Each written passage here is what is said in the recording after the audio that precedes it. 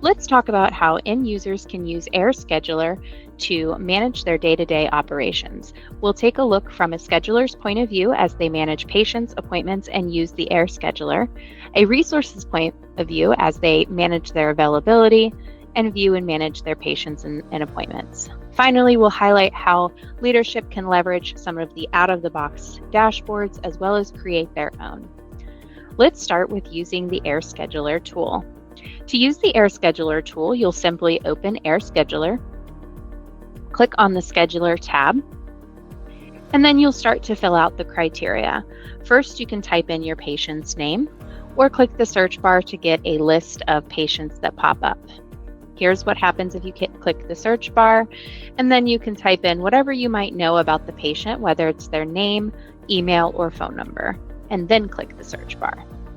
Once you've identified the patient, you can then identify one or more locations. If a patient is between locations, you can select multiple locations to see which one has the best availability for that patient. From there, you can select the appointment type that the patient needs. So if you're intaking a new patient, for instance, you can select new patient intake. Finally, you can select your date range. The scheduler will allow you to look at up to 31 days as your date range. We have some quick filters if you'd like to quickly look at the next 7 days, next 2 weeks, or next month. Otherwise, you can use the date inputs to choose your start and end date that's a little bit more custom to what your patient needs. Once you've filled out your criteria, you can select Find Available Slots.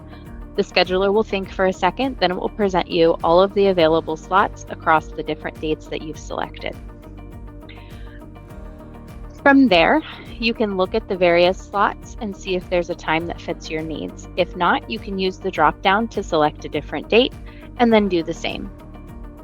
When you highlight over a specific time, it will indicate how many resources are available for that appointment.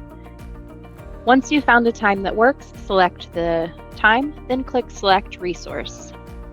When you click Select Resource, it will display all of the available resources for that appointment.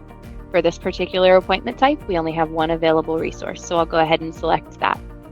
Once you select the available resource, you can click Add Appointment, which will then schedule the appointment on your appointments board. From there, you'll have the option to view the appointment or create another appointment. If you hit View Appointment, it will navigate you to the appointment card on the appointments board, so you can view all of the details about that appointment.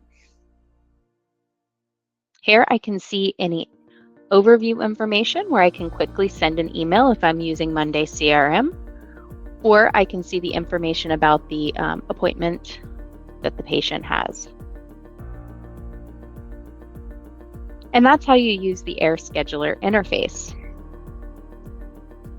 A couple things to note about the Air Scheduler interface. The Air Scheduler interface will only present appointment times based on the resources availability, and it'll exclude any existing appointments that resource has or any resource absences that are scheduled. Let's take a look at how you might manage the resource availability and absences. To manage resource availability, you can review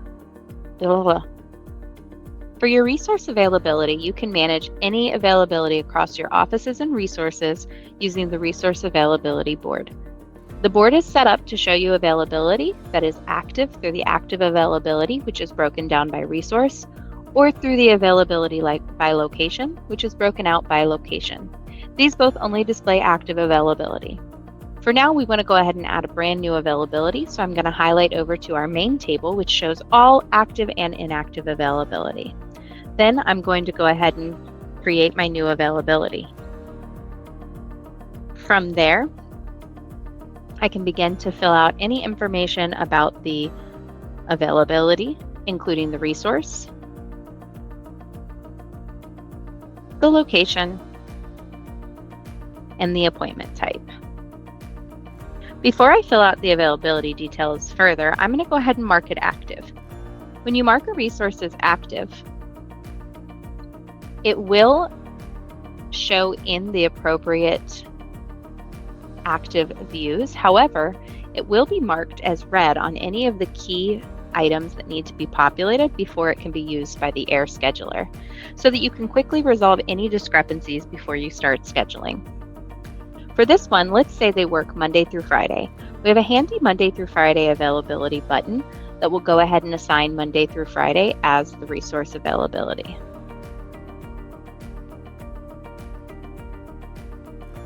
There we go. We've got the weekdays assigned. Now we want to go ahead and assign the start date. To do that, simply click into the start time and end time columns and type in the times that you want. This resource starts at 11 a.m. and ends their day at 7 p.m. Now we are good to go.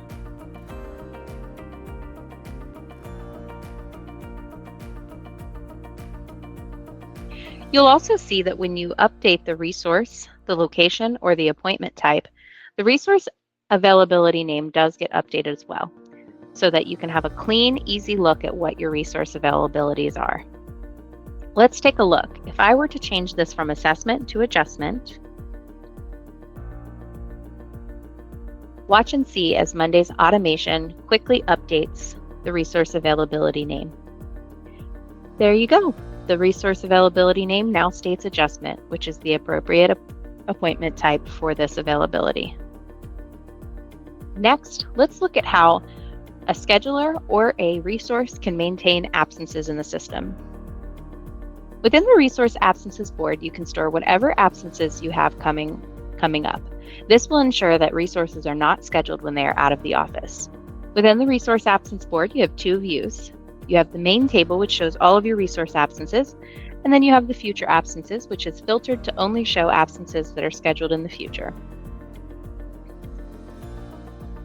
Let's say that one of our resources has an upcoming absence. They can come in here, and using the main table, they can add their new absence.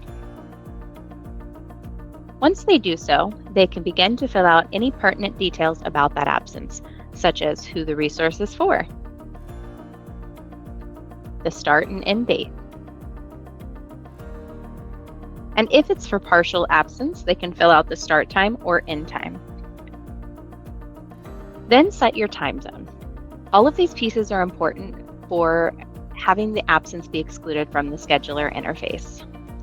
Once you have a resource absence fully populated, it will be excluded during the times that are indicated. And you'll also note that once you have a resource, a start and end date, and a time zone, the AIR scheduler workspace automatically sets the resource absence name so you can quickly review the resource absences that are upcoming. Let's look at how you might create a brand new patient. After you've navigated to your patients board and reviewed all of your active and inactive patients, if the patient you need has not been yet created, you can navigate to the new patient form to quickly create a brand new patient. You can collect all the patient details that you might need to get started, including the patient name, which is the only required data point at this point in time.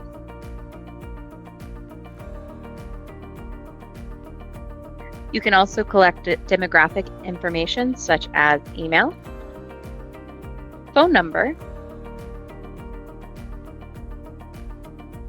and address. The address gives you a nice search functionality so you can begin to type in the address of the patient, and then it'll give you different options that fit that information that you've typed. Finally, marking the patient active will show it as active in the active patients and allow the patient to be selected in the scheduler. Now that we've created our new patient, we can go ahead and schedule for them. I'll navigate to the AIR scheduler.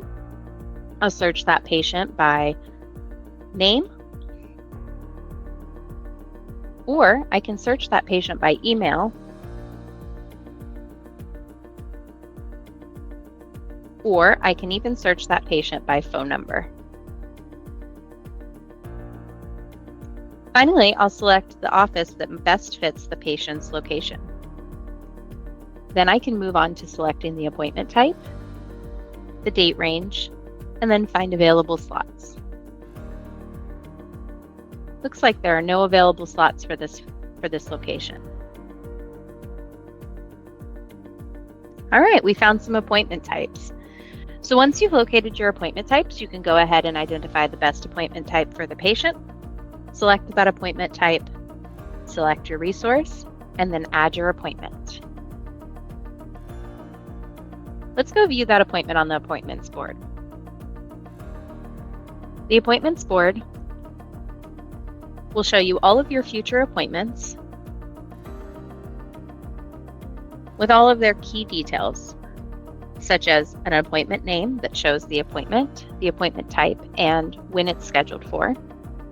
The appointment owner, where you can assign a resource on your operations or scheduling, or even the resource who's doing the appointment to manage this appointment. A status, where you can walk your appointment through the traditional appointment life cycle. It will always start as scheduled, and then you can confirm the appointment. And then once the patient has attended their appointment, you can mark it as completed. And you can even mark the appointment as canceled if a patient needed to cancel for whatever reason. You can see the start time and date and time. One thing to note about the start date and time and the end date and time is that this will always display in the who is using the appointments board's time zone. So I am currently in Eastern time, so it's showing me the appointment in Eastern time. But if the appointment was scheduled for a different time frame, it would show in that time frame. You can see the appointment right above for Pacific time. It shows it in a different time frame, which is at 2:30. But the appointment is actually scheduled for 11:30 in Pacific time. You can see the duration, the patient, the resource. You can also see the resource's user if it is assigned to a user within Monday. You can see the appointment type and the location, as well as the location time zone. Finally, you'll have a nice text value of the date of the appointment in the location's time zone. This is very handy for automating email reminders and confirmations.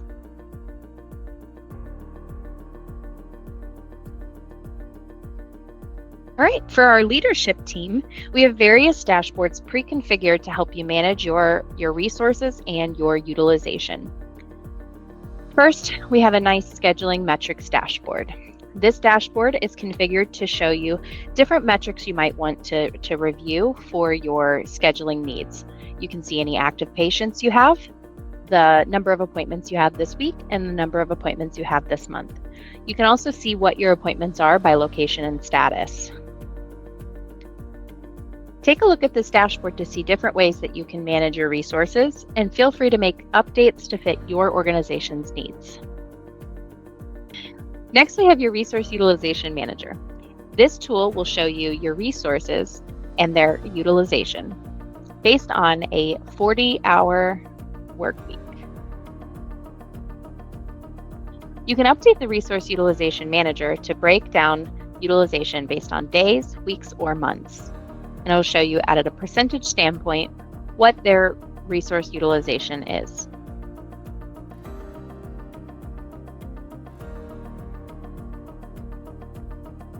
From there, you can also take a look at what is scheduled for that resource. So I can see that Harry Potter has a new patient intake appointment. As you have over or underutilized resources, you can then begin to make decisions on reassigning different appointments or resource allocation decisions. Next, we have the Location Utilization Manager, which shows you across your various locations their utilization. Again, this is based on a 40-hour work week. This is not dynamic across your various resources, but will give you a good indication of what you have scheduled for your resources in those particular locations. As with your resource allocation, you can expand to see the different appointments that are scheduled and what type of appointment is being scheduled.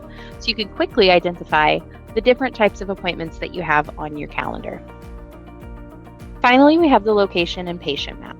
This is a map view where you can zoom in on different patients and locations to see what is near to the address. Here I can see patient Brad Pitt is near to our Jacksonville location. And that's it for managing and using the Air Scheduler.